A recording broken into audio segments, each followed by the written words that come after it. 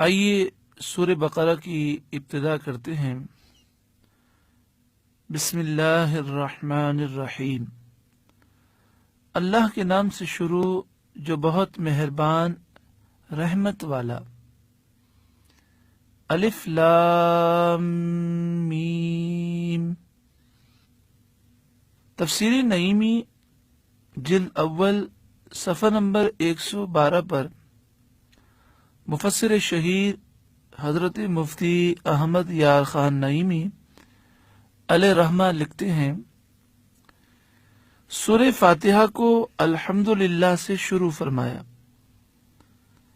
جس کے معنی اس قدر ظاہر ہیں کہ بچے بھی جانتے ہیں اور ہر شخص سنتے ہی اس کے سمجھنے اور جاننے میں کچھ تعامل نہیں کرتا،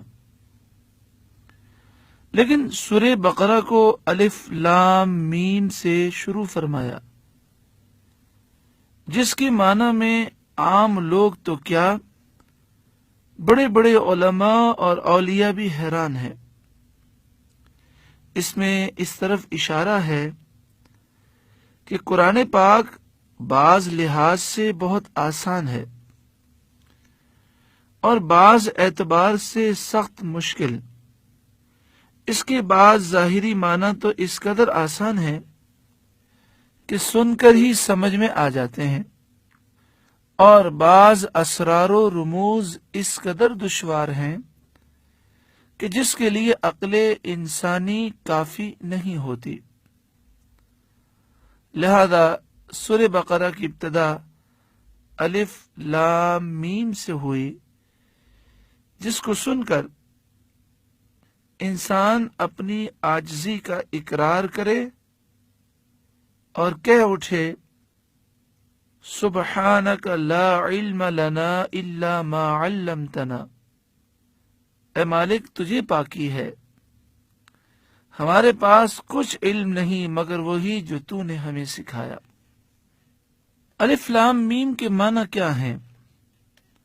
علامہ بیضاوی تفسیر بیضاوی جلد اول صفحہ نمبر 178 پر لکھتے ہیں کہ خلفائے راشدین اور دیگر صحابہ کی مراد یہ ہے کہ یہ حروف مقطعات اللہ تعالی اور اس کے رسول صلی اللہ علیہ وآلہ وسلم کے درمیان اسرار، رموز اور راز ہیں، یعنی ان کے معنی صرف اللہ جانتا ہے اور اللہ کی عطا سے اس کے محبوب صلی اللہ علیہ وآلہ وسلم جانتے ہیں۔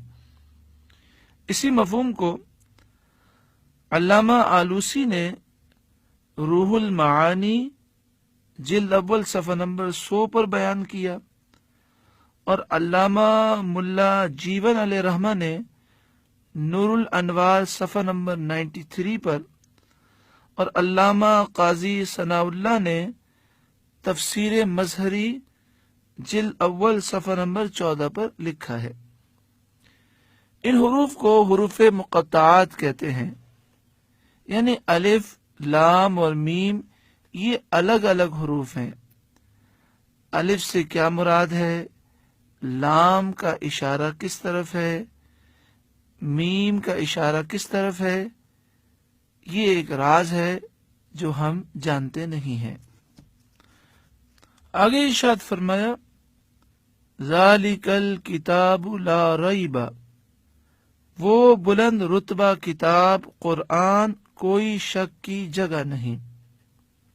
اعلی حضرت امام اہل سنت امام احمد رضا علیہ الرحمہ کے خلیفہ صدر الافاضل سید مولانا نعیم الدین مراد آبادی علیہ رحمہ تفسیر خزائن العرفان میں لکھتے ہیں، اس لیے کہ شک اس میں ہوتا ہے جس پر دلیل نہ ہو۔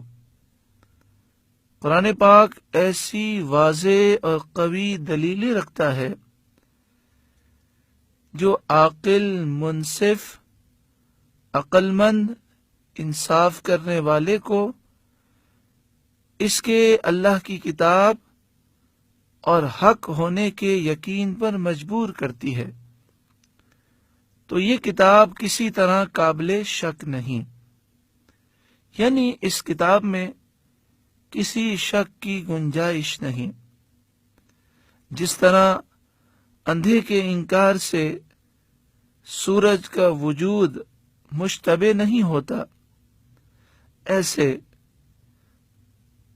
جس کا دل سیاہ ہو اور جو دشمن ہو، اس کے شک اور انکار سے یہ کتاب مشکوک نہیں ہو سکتی۔